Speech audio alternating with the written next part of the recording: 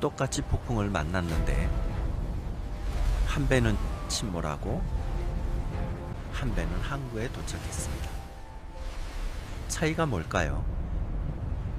배의 크기, 선원의 수 아닙니다.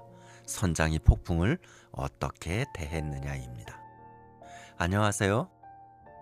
오늘 우리가 함께 묵상할 말씀은 야고보서 1장 12절과 13절입니다. 여러분, 혹시 지금 인생의 폭풍 한가운데 계신가요? 왜 하필 나에게? 하나님은 어디 계신 거지? 이런 질문을 하고 계신가요? 오늘 이 짧은 두 구절이 여러분의 고난에 대한 관점을 완전히 바꾸어 놓을 겁니다. 왜냐하면 성경은 놀랍게도 같은 단어로 축복과 저주를 동시에 표현하기 때문입니다. 자, 함께 살펴보겠습니다. 먼저 알아야 할 게 있습니다. 우리말 성경에서 시험이라고 번역된 이 단어, 헬라어 원어로는 페이라스모스입니다. 이 단어는 문맥에 따라 시련, 유혹, 이 두 가지 의미를 모두 가지고 있습니다. 쉽게 말하면 금을 재련할 때 불에 넣는 것, 그것은 시련입니다. 동물을 잡기 위해 놓는 덫, 그것은 유혹입니다. 둘 다 테스트이지만 목적이 완전히 다릅니다. 하나는 더 순수하게 만들려는 것이고 하나는 파괴하려는 것입니다. 야고보는 이 두 가지를 12절과 13절에서 명확하게 구분해서 설명합니다. 야고보서 1장 12절 말씀, 시험을 참는 자는 복이 있나니 이는 시련을 견디어낸 자가 주께서 자기를 사랑하는 자들에게 약속하신 생명의 면류관을 얻을 것이기 때문이라. 이 구절을 세 부분으로 나눠보겠습니다. 첫째, 시험을 참는 자는 복이 있나니. 참는다는 말은 원어로 휘포메노입니다. 단순히 견딘다는 뜻이 아닙니다. 아래라는 뜻의 휘포, 머물며라는 뜻의 메노, 즉 아래에 머물며 끝까지 버틴다 라는 뜻입니다. 이건 수동적인 인내가 아닙니다. 목표를 향해 능동적으로 견디는 것입니다. 마라톤 선수가 고통스러워도 결승선을 보고 달리는 것처럼 우리도 생명의 면류관을 바라보며 견디는 겁니다. 올림픽 금메달리스트들을 보세요. 그들은 훈련이 힘들다고 포기하지 않습니다. 오히려 그 고통을 금메달로 가는 과정으로 받아들입니다. 둘째, 시련을 견디어낸 자가. 견디어내다의 헬라어 도키모스를 분석합니다. 견디어내는 도키모스, 이것은 검증을 통과한, 진품으로 인정받은이라는 뜻입니다. 고대에는 동전이 진짜인지 가짜인지 테스트를 했습니다. 진짜 금화는 도키모스, 가짜는 아도키모스라고 불렸습니다. 하나님은 우리를 시련을 통해 진짜 믿음으로 만드십니다. 베드로전서 1장 7절, 너희 믿음의 확실함은 불로 연단하여도 없어질 금보다 더 귀하여. 셋째, 생명의 면류관을 얻을 것이기 때문이라. 생명의 면류관은 헬라어로 스테파노스, 올림픽 우승자에게 주는 월계관을 의미합니다. 이건 단순한 상징이 아닙니다. 영원한 생명, 하나님과 함께하는 영광을 뜻합니다. 요한계시록 2장 10절 말씀, 죽도록 충성하라. 그리하면 내가 생명의 관을 네게 주리라. 자, 이것을 정리하면 시련은 하나님이 우리를 진품으로 만드시는 과정이고 우리는 면류관을 바라보며 끝까지 인내해야 됩니다. 그 결과는 영원한 생명과 영광입니다. 이제 야고보서 1장 13절 말씀을 보겠습니다. 사람이 시험을 받을 때 내가 하나님께 시험을 받는다 하지 말지니 하나님은 악에게 시험을 받지도 아니하시고 친히 아무도 시험하지 아니하시느니라. 보시면 똑같은 시험인데 12절의 시험과는 완전히 다른 이야기입니다. 첫째, 내가 하나님께 시험을 받는다 하지 말지니. 이게 무슨 뜻일까요? 우리가 죄에 빠졌을 때 하나님이 이렇게 상황을 만드셨잖아요. 하나님이 나를 이렇게 만드셨어요. 이렇게 책임을 하나님께 전가하지 말라는 겁니다. 하나님이 나를 가난하게 만드셨으니까 도둑질할 수밖에 없잖아요. 하나님의 배우자를 안 주시니까 불륜을 할 수밖에 없어요. 하나님이 나를 이렇게 만드셨으니까 화낼 수밖에 없어요. 그러나 야고보 사도는 단호하게 말합니다. 그렇게 말하지 마. 둘째, 하나님은 악에게 시험을 받지도 아니하시고, 이 구절은 하나님의 본질을 말합니다. 하나님은 악에게 시험받지 않으신다. 이 말씀은 하나님은 본질적으로 거룩하셔서 악과 공존할 수 없다는 뜻입니다.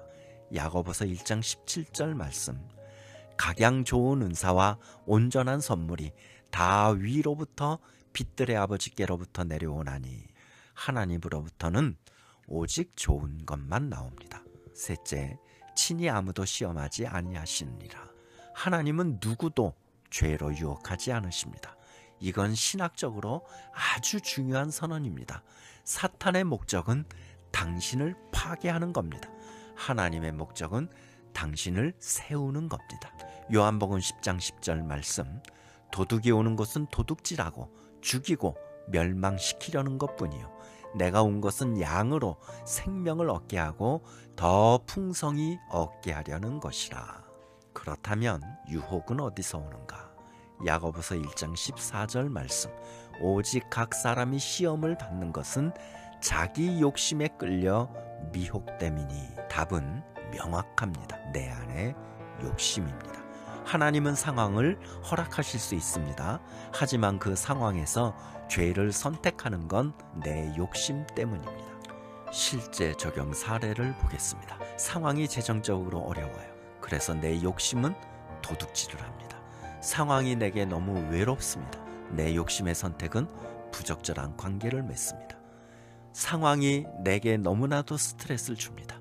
내 욕심의 선택은 폭언과 폭행을 합니다. 자, 그럼 이제 가장 중요한 질문입니다. 지금 내가 겪는 이 일은 시련입니까? 유혹입니까? 구분하는 법을 알려드리겠습니다. 트라이얼이라는 시련은 하나님이 허락하십니다. 그 목적은 나의 성장과 단련입니다. 나의 반응은 당연히 이것이 힘들어도 이것이 어려워도 합력하여 선을 이루시겠지입니다. 그 결과는 더 강한 믿음과 면류관입니다. 하나님과의 관계는 더 가까워집니다. 그러나 템프테이션이란 유혹을 한번 보겠습니다. 내 욕심과 사단이 유혹을 합니다. 목적은 나의 파괴와 타락입니다.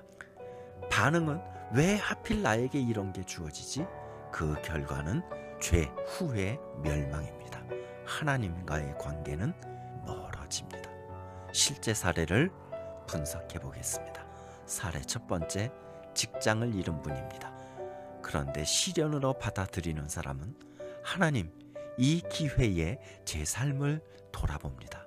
더 나은 기회를 준비하는 시간으로 삼겠습니다. 하나님이 인도하시는 길을 기다리겠습니다. 그 결과는 새로운 기회를 발견하고 더 깊은 신앙으로 성숙하게 됩니다. 반면 직장을 잃은 사람이 유혹으로 빠지는 사람은 하나님, 왜 이러세요? 차라리 부정한 방법으로라도 돈을 벌어야 되겠다. 교회 나가봤자 뭐해? 기도해도 소용없네.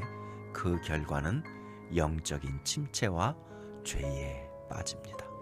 사례 두 번째, 질병이 생겼습니다. 시련으로 받아들이는 사람은 하나님, 이 아픔 중에도 저는 감사합니다. 제가 건강할 때 놓쳤던 것들을 다시 한번 깨닫습니다. 저를 치유하시든 안 하시든 그럼에도 불구하고 저는 주님을 믿습니다. 신뢰합니다. 그 결과는 욥처럼 더 깊은 신앙과 간증을 하게 됩니다. 반면 질병이 생긴 똑같은 사람이 유혹으로 빠질 때 착하게 살았는데 왜 나만 아파? 하나님은 불공평해. 기도해도 안 낫는데 뭐하러 믿어? 결과는 원망과 불신앙으로 빠집니다. 자, 그럼 이제 핵심적인 질문 세 가지를 드리겠습니다. 지금 여러분이 처한 상황에서 그 겪는 일 앞에서 스스로에게 물어보세요. 첫째, 이 일이 나를 하나님께 가까이 가게 하는가? 멀어지게 하는가? 가까워진다면 시련으로 잘 받아들이는 중입니다. 멀어진다면 유혹에 빠지고 있는 중입니다. 둘째, 나는 지금 하나님을 신뢰하는가 원망하는가? 당신이 하나님을 신뢰한다면 그것은 인내의 과정입니다. 그러나 원망한다면 위험 신호입니다. 셋째, 이 상황에서 내가 선택하는 것이 하나님을 영화롭게 하는가? 그렇다면 시련을 이기는 중입니다. 승리를 향해서 앞으로 한 걸음씩 떼고 있는 중입니다.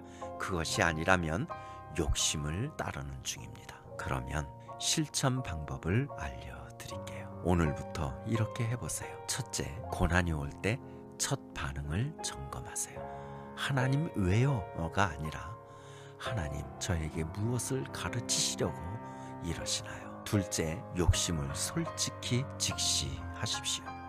상황 탓하기 전에 내 마음을 먼저 보세요. 나의 어떤 욕심이 이것을 유혹으로 만드는가? 셋째, 생명의 면류관을 묵상하세요. 일시적인 고통이 있고 영원한 영광이 있습니다. 그러나 이 고난은 잠시고 면류관은 영원합니다. 넷째, 믿음의 선배들을 기억하세요.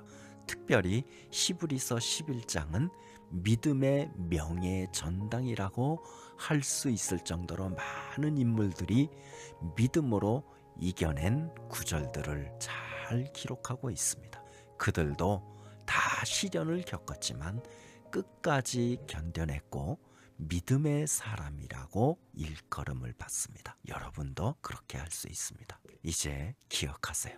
같은 폭풍을 만나도 선장의 태도에 따라 결과는 완전히 달라집니다. 지금 당신이 겪는 그 일, 시련입니까? 유혹입니까? 하나님은 오늘도 당신에게 말씀하십니다. 시험을 참는 자는 복이 있나니 당신은 견딜 수 있습니다. 왜냐하면 하나님이 함께 하시기 때문입니다. 임마누엘의 하나님, 나와 함께 하시는 하나님, 바로 당신과 동행하십니다. 기도하시겠습니다. 사랑하는 하나님 아버지, 오늘 말씀을 통해 깨닫습니다. 제가 겪는 이 고난이 저를 파괴하려는 것이 아니라 저를 빚으시려는 주님의 손길임을 믿습니다. 더 이상 주님을 원망하지 않겠습니다. 제 안에 욕심을 솔직히 직시하겠습니다. 생명의 면류관을 바라보며 끝까지 인내하는 믿음을 주세요. 지금 이 고난 중에 있는 모든 형제 자매들도 이 진리를 붙들게 해주세요. 예수님의 이름으로 기도합니다. 아멘. 이 영상이 도움이 되셨다면 구독과 좋아요, 알림 설정 부탁드립니다. 댓글로 여러분의 간증을 나눠주세요. 어떤 시련을 이겨내셨나요? 지금은 어떤 과정을 겪고 계신가요? 함께 기도하고 격려하겠습니다. 여러분 모두 시험을 이기는 승리자가 되시기를 축복합니다. 하나님의 은혜가 함께 하시길.